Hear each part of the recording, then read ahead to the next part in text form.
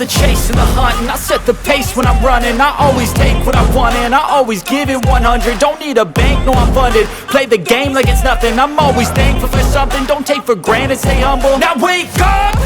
Well, hello everybody and welcome to joining us on another episode of CorbinCenter. Here we are. I am Darin Corbin, the loudmouth from the Lakes area, talking about the Cedar Rapids fusion and the Cinderella story. Yes, I can use that term.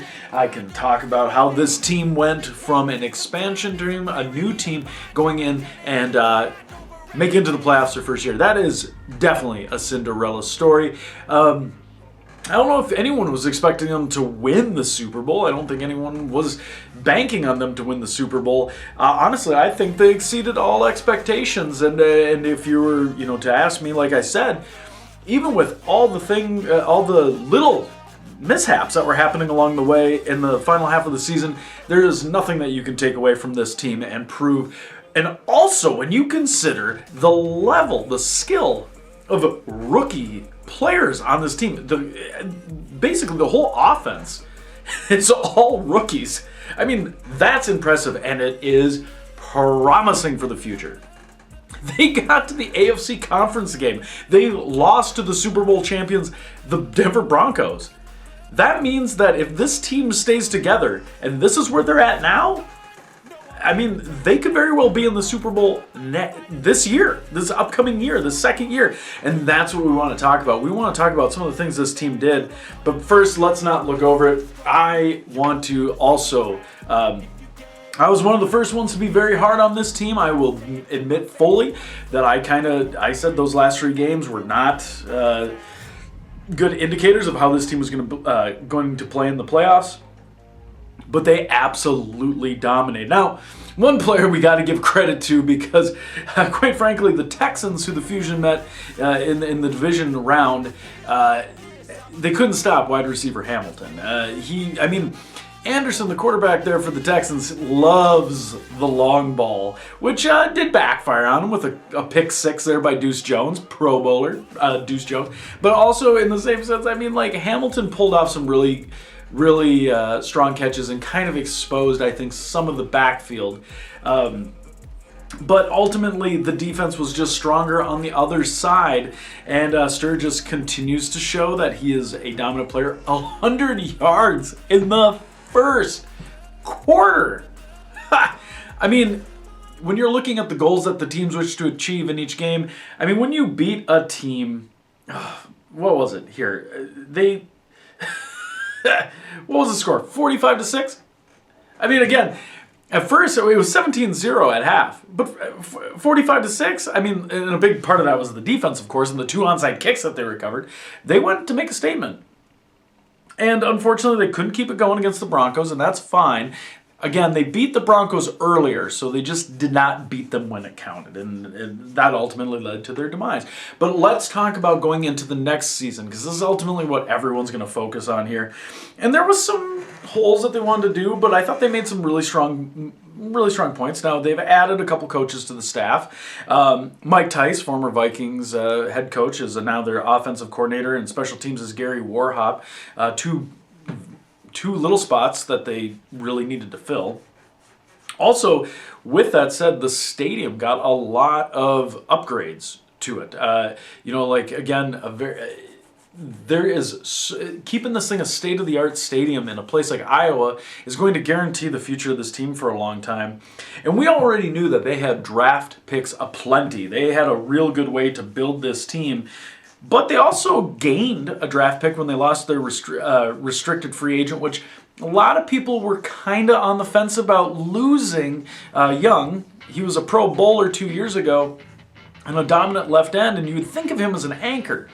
And then to lose him to San Diego, they get a second-round pick out of it, so, that definitely helps. There was definitely no complaints here on the fact that this team had whatever holes they were having, they were going to be able to fill them. We talked about Barry Vincent. He wasn't eligible, had a year left on his contract, but he was a 30-year-old player, so he, under the rules of the team, he had to go. He was traded with a 6th-round pick to the New York Giants for a 4th-rounder. Obviously, that helps them in the long run. And then Javon Hardy, a left guard who didn't see any playing time in a 6th-round pick, went to Green Bay for a 5th-round pick. So, even before the trade started, they upped to their position at least a round each time, but gaining a 2nd, a 4th, and a 5th-round pick really ended up, utilizing, what was it? They had 10 picks. They had a max of 10 picks. And they used every selection. And so while people might be upset that Tony Young was gone as a left end, the 2nd overall pick in the draft that they held, they were the 2nd overall pick, they replaced him immediately with a new left end, a very strong left end, solid college. They said that he was one of the best defensive players that was in this draft. He was supposed to be in the top 5, and they found him, the left end, Marvaloy Ijabante, they picked up. He was absolutely a hole that they needed to fill. And then later they found a nice backup player in Alcatraz Flips. But the funny thing about Alcatraz is he's also a very strong player, and it's going to be a position battle here. So they did not re-sign a left end, and they let one go for restricted free agency, and they gained 2 very strong left ends in this, and it will be interesting to see if that will cause any rift in the in the morale of this team.